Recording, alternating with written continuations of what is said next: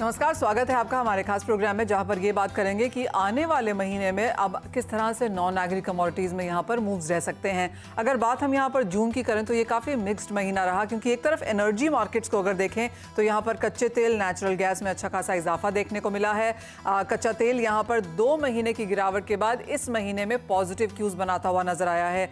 लेकिन जहाँ तक बात मेटल्स की है, फिर चाहे वो सोना चांदी हो, जहाँ पर पिछले महीने हमने ऑल टाइम हाइज बनते हुए देखे थे, जून में काफ़ी हद तक एक कंसोलिडेशन का दौर नजर आया और इवन गिरावट के साथ फिलहाल कारोबार चांदी में अच्छी खासी मुनाफा वसूली। पिछले महीने के ऑल टाइम हाइज यानी कि 96,000 छूने के बाद इस महीने हमने 86,000 तक के लोज यहां पर बनते हुए देखे। काफ़ी हद तक यही हाल मेटल्स का भी रहा है। कॉपर की अगर बात की जाए तो 7 हफ्ते के लोज पर यहां कारोबार है, करीबन 8% की गिरावट के साथ जून के महीने में कारोबार।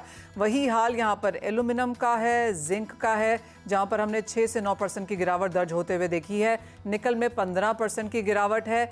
आयरन ओर और स्टील की बात की जाए तो अच्छी खासी मुनाफा वसूली यहाँ पर भी है, यानी कि मेटल्स पे दबाव खासा बना यहाँ पर जून में, फिर चाहे वो मुनाफा वसूली थी या फिर डॉलर इंडेक्स जो कि 2 महीने के हाइज पर काम कर रहा है। और एक और चीज़ जहाँ पर अब बाजार को लगता है कि यूएस फेड की तरफ से अब इस साल में सिर्फ एक ही रेट कटौती देखने को मिलेगी, वो भी काफ़ी हद तक बाजार ने यहाँ पर फैक्टर इन किया। लेकिन अब यहाँ से किस तरह की स्थिति जुलाई के महीने के तौर पर बन सकती है, क्या क्यूज़ हैं जो आपको वॉच करने हैं, नियर टर्म, लॉन्गर टर्म किस तरह की स्ट्रैटेजीज आप यहां पर बना सकते हैं, इन सब पर बात करेंगे। हमारे साथ हैं एचडीएफसी सिक्योरिटीज़ के अनुज गुप्ता, निर्मल बैंक कमोडिटीज़ से कुणाल शाह, मोतीलाल ओसवाल कमोडिटीज़ से हमारे साथ जुड़ रहे हैं नवनीत दमानी और पृथ्वी फिनमार्ट के मनोज कुमार जैन। आप सबका कार्यक्रम में स्वागत है और शुरुआत यहाँ पर सबसे पहले सोने चांदी के साथ कर लेते हैं, क्योंकि मुनाफा वसूली यहाँ पर अच्छी खासी है। ज़्यादातर लोग और रिपोर्ट्स अब भी ये मानते हैं कि ये नियर टर्म करेक्शन है, लॉन्गर टर्म ट्रेंड अभी भी यहाँ पर काफ़ी बुलिश है। कुणाल, जो बैंक ऑफ अमेरिका की रिपोर्ट आई है जो कहती है कि अगले 12 से 18 महीने में $3,000 प्रति आउंस का एक टारगेट है, जिसके ऊपर वो अब भी यहाँ पर बरकरार हैं। आप कैसे देखते हैं इस टारगेट को, और एक near term and longer term strategy अब आप सोने में क्या बनाएंगे? में जो गोल्ड का 2450 का हमने हाई बनता हुआ देखा था, $2450, $2460, तो वो जो हाई हमने गोल्ड को मारते हुए देखा, उसके बाद हमने एक मेजर कंसोलिडेशन आते हुए देखा है। ना प्राइसेस में मेजर करेक्शन, ना मेजर अपसाइड आ रही है, एक रेंज बाउंड रेंज में चल रहा है। अभी गोल्ड को ऊपर जाने के लिए कोई नया ट्रिगर चाहिए। जो रेट कट का ट्रिगर था, उसके कारण जो तेजी आनी चाहिए थी, वो तेजी आ गई। अभी आगे क्या? So what about in future? So मेरा ऐसा मानना है कि going forward from here the major trigger will come from BRICS nation. कैसे डी डॉलराइजेशन प्रोसेस को आगे करते हैं, एक के बाद एक कंट्री ब्रिक्स को ज्वाइन कर रही है। सो जो ब्रिक्स कंट्री के जो सेंट्रल बैंक है, वो आने वाले महीनों में, सालों में गोल्ड और अक्यूमुलेट करती हुई नजर आएगी। So there is a possibility that there can be a gold back nation. So ये एक बड़ा ट्रिगर रहेगा गोल्ड के लिए। और मेरी राय में इसको छोड़ के यूएस का जब रेट कट होगा, तो मेरी राय में जुलाई या अगस्त में एक रेट कट आना चाहिए, मे बी जुलाई या मैक्सिमम अगस्त। तो वहां से भी गोल्ड को ट्रिगर मिल सकता है ऊपर जाने के लिए। सो ये साल मेरा टारगेट काफी कंजर्वेटिव है। मुझे लग रहा है कि ये साल गोल्ड अराउंड मैक्सिमम $2,500, $2,550 तक जा सकता है। But next year, yes, there is a strong possibility that again we can see $28, $2,800, $2,850, that kind of levels. Gold is in a structural bull run. बीच बीच में छोटे मोटे करेक्शन आते रहेंगे। People will get to used to with the higher prices. Correction short lived रहेंगे। Trend definitely तेजी का लग रहा है। आगे जाके अगर ETF भी गोल्ड में बाइंग करने आते हैं, जो फिलहाल अभी भी सेलर है, then it will be a major trigger for gold upside. Right now, it's a major central bank driven rally. Second, rate cut पूरा डिस्काउंट कर चुका है गोल्ड। और थर्ड, आगे जाके डीडॉलराइजेशन का जो प्रोसेस है, वो एक मेजर ट्रेंड डिसाइड करेगा। सो ये साल $25 to $2550 और नेक्स्ट साल $2,800, $2,850 के टारगेट्स के लिए आप लॉन्ग पोजीशन धीरे धीरे बना सकते हैं। ऑलराइट, तो लॉन्ग टर्म ट्रेंड्स यहाँ पर अच्छे खासे हैं और जो हाइज हम बना चुके हैं उसके बावजूद ऑल टाइम हाइज हमें इस साल में बनते हुए नजर आ सकते हैं। तो डिप्स पर बाइंग की स्ट्रैटेजी आपको यहाँ पर भी एज ऑफ नाउ रखनी है। अनुज, चांदी आप कैसे देखेंगे, क्योंकि चांदी एक आउट परफॉर्मर है। अगर अभी भी हम यहाँ पर प्राइसेस देखें इस साल में जिस तरह की बढ़त है, काफ़ी सारे एसेट क्लासेस को इंक्लूडिंग गोल्ड को इसने आउट परफॉर्म किया है, यहाँ पर आपकी क्या सेंस है? Manisha ji, good afternoon. देखिए, चांदी में अगर हम देखें तो सभी बेस मेटल और प्रीशियस मेटल में आउट परफॉर्म किया है। काफी टाइम के बाद इसमें ब्रेकआउट आया, जो कि मुझे लगता है कि अभी भी इंटैक्ट रहेगा। हालांकि अगर आप इस साल के पहले देखेंगे, जनवरी से लेकर जून तक, तो एक अच्छी खासी परफॉर्मेंस देखने को मिली। अभी फिलहाल थोड़ा सा स्टेबल होता हुआ दिखाई दिया है, मगर हमें लगता है कि अभी भी जो चमक है चांदी की, वो बरकरार रहेगी, क्योंकि कहीं ना कहीं जो डिमांड साइड है वो काफी स्ट्रांग है। दूसरा, टेक्निकल पैरामीटर्स पे काफी अच्छा ब्रेकआउट यहाँ देखने को मिला है, जो कि सस्टेन हो सकता है। तो हमें लगता है कि चांदी में अभी भी मोमेंटम रहेगा, बट फिलहाल शॉर्ट टर्म में, क्योंकि प्राइस बहुत स्पीड से बढ़े थे, तो एक ओवरबॉट सिचुएशन देखने को मिली थी, तो उसकी वजह से प्रॉफिट बुकिंग आ रही है। मुझे लगता है कि कहीं ना कहीं डिप्स पे खरीदारी का एक अच्छा खासा ट्रेंड यहाँ पर बन सकता है। अगर आप देखेंगे तो करीबन अभी $29 के आसपास चल रही है। हमें लगता है कि $27 काफी अच्छा सपोर्ट रहेगा, जो कि एमसीएक्स में करीबन 84,000 के आसपास का रहेगा। तो 84,750 का एक मुझे लगता है कि स्टॉप लॉस लगा सकते हैं, जहां पे शॉर्ट टर्म के लिए खरीदारी का ट्रेड बना के चल सकते हैं, और ऊपर में 95 या 96,000 तक के लेवल देखने को मिल सकते हैं। हालांकि हमारा भी लॉन्ग टर्म टारगेट जो 1 लाख का ईयर एंड तक है, वो अभी भी इंटैक्ट है। हमें लगता है कि चांदी में अभी भी जो तेजी है वो बरकरार रहेगी, और क्योंकि इंडस्ट्रियल डिमांड यहाँ पे बढ़ी है, और कहीं ना कहीं डोमेस्टिक डिमांड, इंडस्ट्रियल डिमांड, और कहीं ना कहीं ज्वेलरी डिमांड भी यहाँ पर आती हुई दिखाई दी है, तो मुझे लगता है कि चांदी में डिमांड का रोल काफी रहेगा, और एक टेंडम जो बना है इसमें पॉजिटिविटी का, वो यहाँ पे बरकरार रहेगा। तो लॉन्ग टर्म मुझे लगता है कि चांदी में अभी भी बायस पॉजिटिव रहेगा। All right. ये जो 1 लाख चांदी की बात हम बार बार कर रहे हैं, कुणाल, ये सवाल आपसे है, कब तक ये आता हुआ लगता है आपको?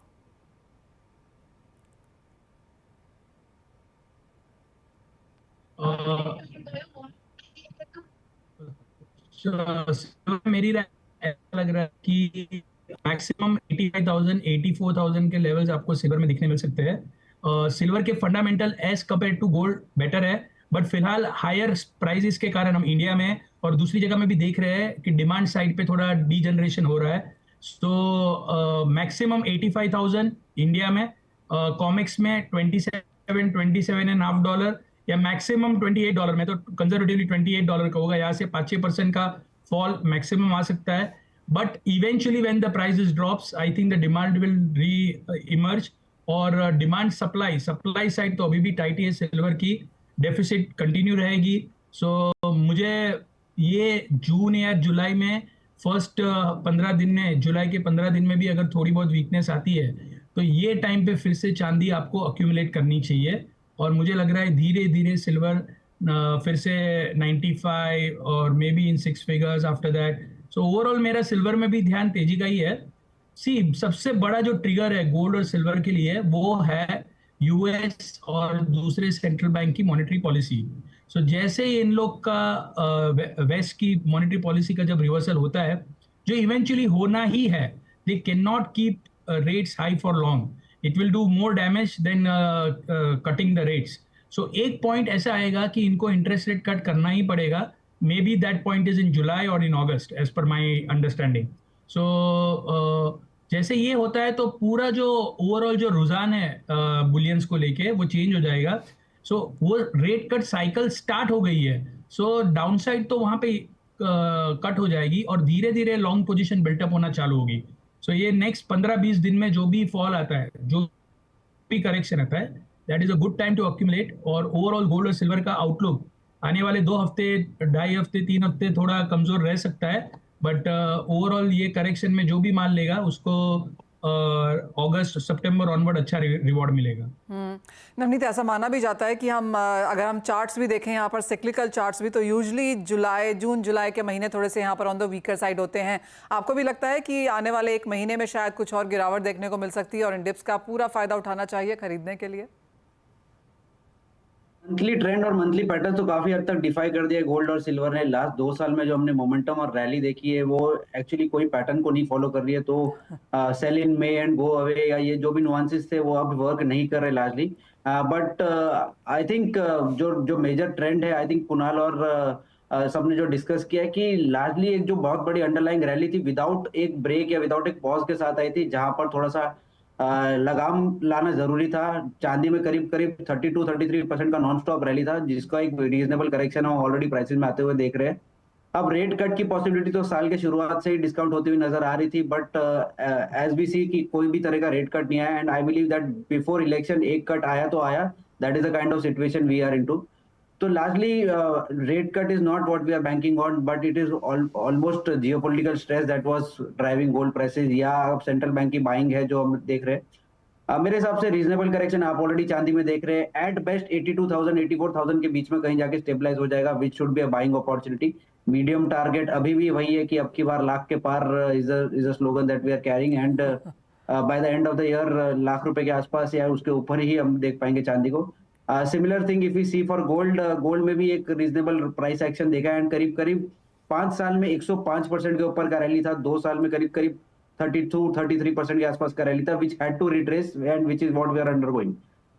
ये रैली या ये जो पॉज है ये 69 पे आके रुकेगा या मे बी 70 के आके आसपास रुकेगा, ये कहना थोड़ा सा डिफिकल्ट है।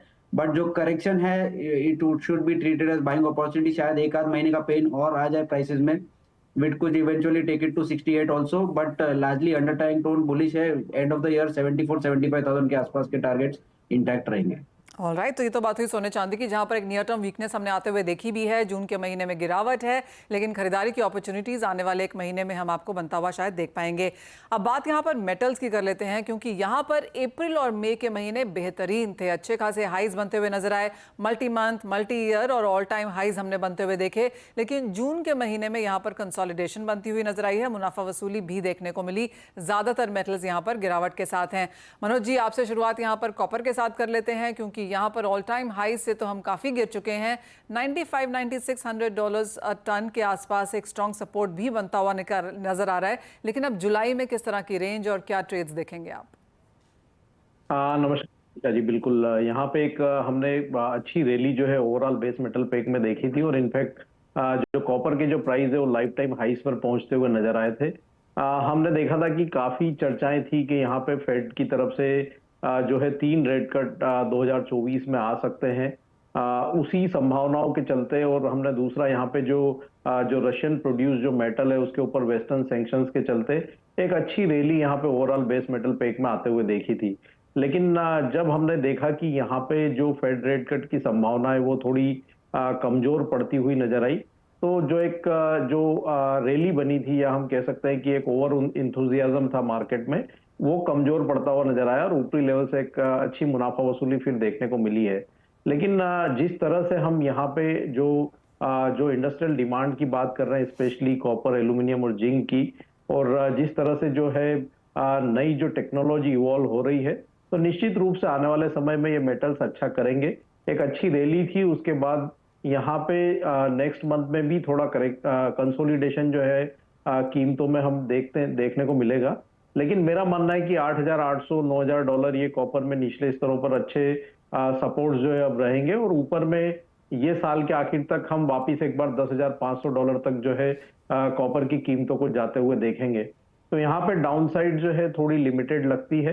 कुछ कंसोलिडेशन अब यहाँ पे 840 से 800 के दायरे में देखने को मिलेगा शॉर्ट टर्म में, मे बी 1 और 2 मंथ।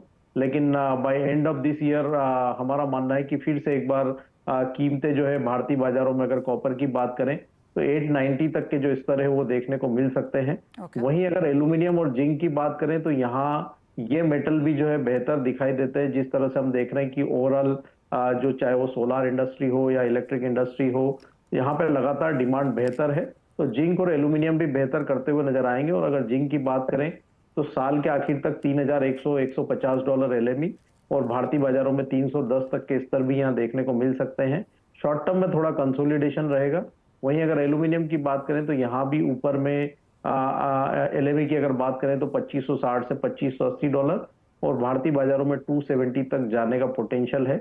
तो डाउन साइड लिमिटेड लगती है। नेक्स्ट मंथ थोड़ा कंसोलिडेशन का रह सकता है, लेकिन ओवरऑल ग्रेजुअली यहाँ पे बढ़त जो है फिर एक बार आती हुई नजर आएगी। जिस तरह से रेट कट साइकिल की बात हो रही है, तो हम देख रहे हैं कि चाहे वो ईसीबी हो या जो स्विस नेशनल बैंक हो या बैंक ऑफ कनाडा हो, वहां से हमने रेट कट आते हुए देखे हैं, और शायद नेक्स्ट मीटिंग में बैंक ऑफ इंग्लैंड की तरफ से भी रेट कट आएगा।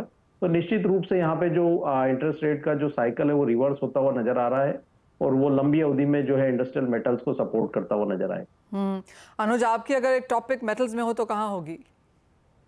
नहीं, डेफिनेटली कॉपर ही रहेगा, क्योंकि मुझे लगता है कि कॉपर में जो मोमेंटम आया था, हमने भी $10,000 के ऊपर के लेवल्स देखे थे, वहां से थोड़ा प्रॉफिट बुकिंग आया है। क्योंकि इंपॉर्टेंट है कि 50% almost base metal China consume करता है। चाइना जो है निचले स्तरों से काफी रिकवर हुआ। इवन अगर हम इसको इक्विटी मार्केट से भी कनेक्ट करें तो डाउ जोन्स जो है लाइफ टाइम हाई पे ट्रेड कर रहा है। तो इंडस्ट्रियल डिमांड के हमने डेटा भी देखे थे यूएस के, काफी पॉजिटिव थे। तो मुझे लगता है कि अभी एक मैच छोटा सा करेक्शन है या मैच प्रॉफिट बुकिंग है, जो कि एक अपॉर्चुनिटी है खरीदारी करने के लिए। लॉन्ग टर्म ट्रेंड लगता है हमें अभी भी कॉपर का पॉजिटिव रहेगा। तो कॉपर में खरीदारी का ट्रेड मुझे लगता है कि देखने को मिल सकता है। जल्दी ही हम अगेन 900-910 तक के लेवल कॉपर में आते हुए देखेंगे। तो मोमेंटम जो है अभी फिलहाल थोड़ा सा स्टेबल है, बट हाँ, बाय ऑन डिप्स की स्ट्रेटेजी कॉपर में रहेगी। आप कैसे देखते हैं नवनीत ओवरऑल पैक को? ऑफ कोर्स कॉपर सबका यहाँ पर फेवरेट है ही, हमने अच्छे खासे रिटर्न्स यहाँ पर आते हुए देखे भी हैं, लेकिन अगर जिंक की बात की जाए तो क्या सेंस है? वेल मनीषा जी, पूरे पैक में हमने देखा है कि थोड़ा सा जो बाइंग आया था वो अहेड ऑफ इटसेल्फ हो गया था। इनफैक्ट कॉपर आप देखिए लाइफ टाइम हाई के आसपास चले गया था, और जिंक में भी करीब करीब 20% के आसपास की बढ़त आई थी। एल्यूमिनियम में स्टॉक्स में इतना इजाफा होने के बाद भी उसमें भी एक रीजनेबल रनअप देखने मिल गया था। तो जो लगाड़ रहे हैं वो निकल और लेड रहे हैं, उसके अलावा बाकी तीनों कमोडिटीज में हमने एक अच्छा अंडर करंट आते हुए देखा था। ऑलमोस्ट अगर बेस्ट पिक की बात करें तो of course copper is going to be the best pick, and अगले 12 महीने या 6 महीने के पर्सपेक्टिव में मुझे लगता है कि वापस 920 के आसपास के स्तर, यानी 6 से 8% की बढ़त यहाँ से देखने मिल सकता है। बट सेकंड बेट रहेगा मेरा जिंक के ऊपर, जहां पे मुझे लगता है कि एक रीजनेबल करेक्शन हमने ऊपरी स्तरों से आते हुए देखा है। एंड यहाँ पर करीब अगर $2600-2700 के आसपास जिंक मिले तो एक स्ट्रॉन्ग अक्यूमुलेशन जोन बनता है। जिंक आप वापस 300 के स्तर यानी $3,300-3,400 तक जाते हुए देख सकते हैं। और अगर मैं एमसीएक्स की तरफ से बाइंग रिकमेंडेशन रहेगा तो 250-255 के रेंज में अगर मिले तो बाई किया जा सकता है। इसमें आप करीब करीब 15 से 20% की बढ़त देख पाएंगे। फंडामेंटली काफी स्ट्रॉन्ग है, स्टिल डिमांड रिकवरी ठीक ठाक हो रही है, ऑल्दो प्राइसेस में नहीं रिफ्लेक्ट हो रही है, but recovery is underway. Chinese demand better है, तो ऐसा नहीं होगा कि सिर्फ पूरा का पूरा रुझान जो हम कॉपर में देखेंगे, इसके साथ साथ पैरेलली जिंक और एल्यूमिनियम ये दो कमोडिटीज का भी बेनिफिट होता रहेगा। तो क्लियरली खरीदारी की राय यहाँ पर है, लेकिन कुछ कंसोलिडेशन के बिना नहीं। आप कैसे देखते हैं कुणाल, और आपका टॉपिक यहाँ पर मेटल्स में क्या है? मेटल में जो मेजर इवेंट है वो जुलाई महीने में जो चाइना की जो मीटिंग है, पॉलिसी मीटिंग है, उसमें क्या डिसीजन लिए जाएंगे ग्रोथ को कंसर्न स्पेंडिंग बढ़ाने के लिए। So that will be a very big trigger for metals, क्योंकि हमने जो कॉपर और दूसरे सब मेटल्स में रैली आती हुई देखी थी। After a point there was no support from the demand. अगर आप देखेंगे लास्ट एक महीने से लगातार चाइना की लोकल मार्केट्स में मेजर मेटल्स के प्रीमियम डिक्लाइन हो रहे हैं। So that is clearly indicating that the demand is weak. So prices move हो रहे थे होप एंटिसिपेशन में, hope on China's recovery, hope on rate cuts, hope on going forward a better economic scenario. But reality में कुछ ज़्यादा change नहीं हुआ है. So next month China's meeting will really provide a concrete map what they are going to do about their real estate sector or their infra or their how to raise their consumer spending. और उसके ऊपर मुझे लग रहा है कि metals में थोड़ा बाउंस या तेजी आने की चांस बहुत ज़्यादा है. सो कॉपर अराउंड 825, 820 के आसपास बॉटम आउट होना चाहिए. जिंक मौजूदा स्तरों से 10-1 रुपया और नीचे आ सकता है, 4-5%. उससे ज़्यादा मंदी, ये जो मंदी का दौर है, मेरा व्यू एकदम सिंपल है सब कमोडिटीज़ को लेके कि ये जून जुलाई फर्स्ट और सेकेंड वीक ऑफ जुलाई में जो भी एक फॉल आता है, इस पर आप अक्यूमुलेट कीजिए, इसका आपको डिविडेंड मिलेगा अगस्त में. So what ever fall is coming, you start accumulating and you shall be rewarded in August. All right. तो अगस्त में यहाँ पर मुनाफा कमाया जा सकता है, लेकिन स्ट्रैटेजीज जो हैं वो आपको बता दी गई हैं, उनके मुताबिक आप यहाँ पर काम कीजिए. इसी के साथ एक ब्रेक का समय है. जब लौटेंगे तो बात यहाँ पर एनर्जी की करेंगे, क्योंकि कच्चा तेल एकमात्र नॉन एग्री में स्पेस में ऐसी जगह है जहाँ पर इस महीने तेजी देखने को मिली है, लेकिन ये कितनी टिक पाएगी और जुलाई के लिए हमारे एक्सपर्ट्स आपको क्या बता रहे हैं, ये सब ब्रेक के बाद.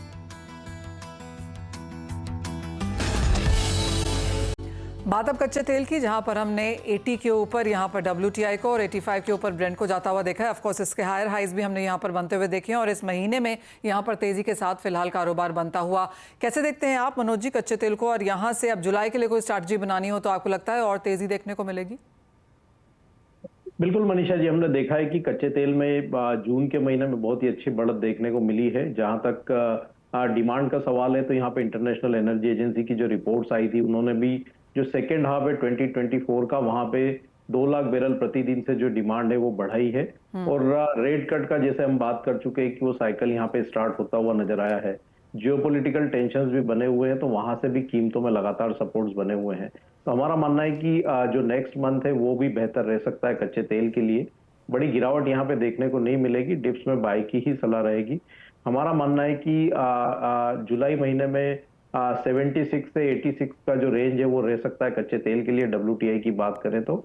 यहाँ अगर कोई भी डिप आता है 100-150 रुपए का वर्तमान लेवल से 6650 से 6600 के दायरे में, तो वो एक अच्छा लेवल होगा बाइंग के लिहाज से। हमारा मानना है कि 6400 के स्तर जो है ये महीने में होल्ड होते हुए नजर आएंगे, और ऊपर में 7100 7200 वहां तक के भी जो स्तर है वो देखने को मिल सकते हैं। तो यहाँ डिप में बाई की सलाह रहेगी, और एक जो पॉजिटिव मोमेंटम बना हुआ है वो नेक्स्ट मंथ भी कंटिन्यू रहना चाहिए। ऑलराइट, अनुज आप कैसे देखते हैं? आपको भी लगता है कि तेजी यहाँ पर बरकरार रहेगी, मोमेंटम हायर है? बिकॉज ज्यादातर wall street banks and brokerages यहाँ से काफी ऊपर के स्तर बता रहे हैं कच्चे तेल के लिए नेक्स्ट क्वार्टर में। देखिए, क्रूड मुझे लगता है कि एक रेंज में ही रहेगा, नीचे में 70 और ऊपर में 90, क्योंकि जिस तरीके से हम देख रहे हैं कि जब भी प्राइस नीचे आते हैं तो वहां पे प्रोडक्शन कट होने की बात होती है, और जब प्राइस ऊपर जाते हैं तो फिर यूएस की इन्वेंट्री बढ़नी स्टार्ट होती है। तो फिलहाल अभी जो डिमांड और सप्लाई का मिसमैच है वो भी काफी बना हुआ है, और मुझे लगता नहीं कि ज्यादा बड़ी लंबी तेजी यहाँ पे देखने को मिलेगी। फिलहाल जो मुझे लगता है कि रेंज 70 से लेकर $90 के बीच क्रूड मूव कर सकता है। हम देख भी रहे हैं पिछले करीबन 6 महीनों में किसी रेंज में प्राइस मूव करता हुआ नजर आया, और इसी रेंज में मुझे लगता है कि इंटैक्ट रहेगा। तो किसी को ट्रेड अगर लेना है तो रेंज बाउंड ट्रेड 70 से लेकर 90 के बीच देख सकते हैं। ऑलराइट, तो $90 तक यहाँ पर जाने की एक्सपेक्टेशन है। कुणाल, आप कैसे देख रहे हैं प्राइसेस? क्रूड के fundamental as of now because of the geopolitical tension, so it looks that going forward there is a possibility of small regional war in the Middle East with whatever is going on between Iran, Israel and Lebanon. So ऐसे हालात में oil में positionally cell नहीं करना चाहिए। Second, waste से demand growth थोड़ा कम हो रहा है, स्पेशली अब देखेंगे जो रीसेंट नंबर्स आ रहे हैं। सो वेस्टर्न इकोनॉमी में because of the higher interest rate उसकी जो लैग इफेक्ट है, going forward we are going to see that. So the demand side doesn't look very lucrative.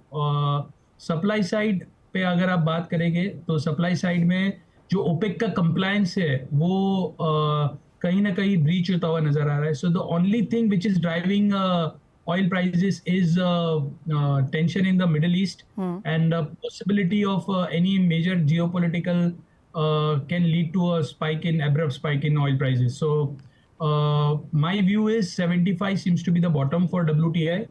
On the upside 88 to 87 to $88. Beyond that supply फिर से dominate करेगी, और 75 to 88 की range रहेगी for next 2-3 months. Okay, यहाँ पर साथ में नवनीत आप कैसे देखते हैं प्राइसेस को? और अगर नेचुरल गैस को देखें तो यहाँ पर क्या करने की सेंस है, क्योंकि ये कमोडिटी काफी वॉलेटाइल रही है बट मंथ ऑन मंथ तेजी है। पहले क्रूड का डिस्कशन कर लेते हैं। हमने देखा कि क्रूड ऑयल प्राइसेस करीब 5-6 महीने से एक नैरो रेंज में चल रहे हैं, करीब $83 on the high side, $75 on the lower side, यही रेंज में ट्रेड होते हुए दिख रहा है। एंड ऑलमोस्ट इस महीने में हमने देखा कि 75 का स्तर भी छुआ और वहां से रिबाउंड भी बहुत शार्प आया। तो कहीं ना कहीं जियोपॉलिटिकल स्ट्रेस है वो एक बड़ा फैक्टर है जो क्रूड के प्राइसेस को सपोर्ट करता हुआ नजर आ रहा है। एंड जो प्रोडक्शन कट के अनाउंसमेंट है वो टाइम एंड अगेन हमको लग रहा था कि स्टार्ट ऑफ द ईयर में रोल बैक हो जाएंगे, but it has continued, almost half of the year हो चुका है एंड कंटिन्यूस बेसिस पे रोल बैक होता कंटिन्यू चलता ही जा रहा है। जो प्रोडक्शन कट्स के न्यूज है, कट कम हो गए हैं but they are still there in the market. On the demand side European demand has been weak, but US का डिमांड अभी भी काफी स्टेबल है।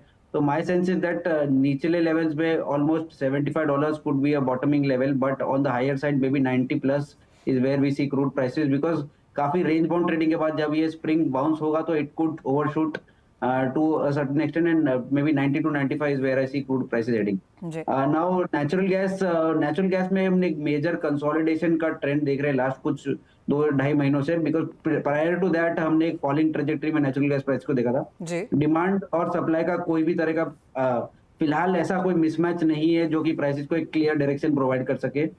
ऑफ कोर्स जो ट्रेंड टेक्निकल पैरामीटर्स इंडिकेट कर रहा है कि prices almost have hit the bottom, and अब यहाँ से 220-230 के आसपास भी अगर प्राइसेस आते हैं तो एक बाइंग अपॉर्चुनिटी से ट्रीट होंगे। निचले लेवल में आप 200 के आसपास जब तक ब्रीच नहीं होता, you can keep adding long position and eventually we will see prices heading toward 270 280 levels. All So right. larger trend for natural gas is bullish and buy on dips could be the recommendation. यानी कि energy pack आगे भी बरकरार तेजी में रह सकता है और जुलाई के लिए भी यहाँ पर बढ़त की एक्सपेक्टेशन है। कच्चा तेल एक्चुअली यहाँ पर 87, 88, 90 तक के स्तर आपको यहाँ पर दिखा सकता है। तो ये of course non agro space है जहाँ पर जुलाई में आप कैसे कारोबार करें, क्या इवेंट्स देखें, वो आपको बताया गया है। बहुत शुक्रिया आप सभी का साथ जोड़ने के लिए और उसमें मदद भी करने के लिए। इसी के साथ फिलहाल इस कार्यक्रम में इतना ही समय है, मुझे दीजिए इजाजत, लेकिन आप बने रहिए CNBC आवाज़ पर।